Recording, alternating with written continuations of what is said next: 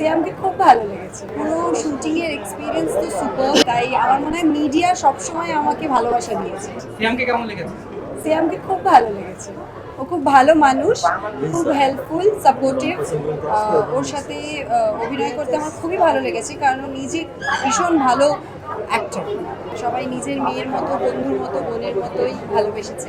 আর পুরো শুটিংয়ের এক্সপিরিয়েন্স তো সুপার। আমরা খুব মজা করে, খুব সিনসিয়ারলি, খুব পাঞ্চুয়ালি কাজ করেছি। মানে খুব অনেস্টি দিয়ে আমরা এই ফিল্মটা বানিয়েছি। আর এখন যখন অডিয়েন্স এত ভালো ভালো রিভিউ দিচ্ছে, ভীষণ ভালো লাগছে। আরেকটা কথা, ইন্ডিয়ার সাংবাদিকরা কতটা আন্তরিক আর বাংলাদেশের সাংবাদিকরা কতটা আন্তরিক, এরকম নিউজ গ্যাদারিং দেখেছেন কিনা?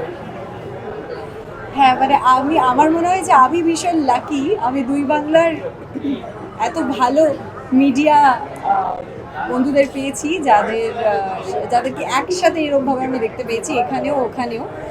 তাই আমার মনে হয় মিডিয়া সবসময় আমাকে ভালোবাসা দিয়েছে। আর বাংলাদেশে এসেও আমি সেই ভালোবাসাটা মিডিয়ার কাছ থেকে পাচ্ছি। রাক্ষস চুজ করার পিছনে একটাই প্রথম রিজন হচ্ছে যে সবসময় আমরা দেখি সিনেমার গল্প। তো আমার রাক্ষসের গল্প ভীষণ ভালো লেগেছিল, ভীষণ এক্সাইটিং লেগেছিল। আমি নিজেও কমার্শিয়াল সিনেমা ভীষণ ভালোবাসি। তারপর আমার ক্যারেক্টারটাও আমার কাছে খুব চ্যালেঞ্জিং লেগেছিল, স্পেশাল মনে হয়েছিল। তাই জন্য আমি রাক্ষস চুজ করি। তারপরে অফকোর্স মেহেদী হাসান হৃদয়ের ছবি, রিয়েল এনার্জি প্রোডাকশন, শারিন আজিম। তারপরে এত ভালো ভালো সবার সাথে কাজ করতে পারছি, সিয়াম, সোহেল, আলি স্যার, এভরিওয়ান ইজ অ্যামেজিং।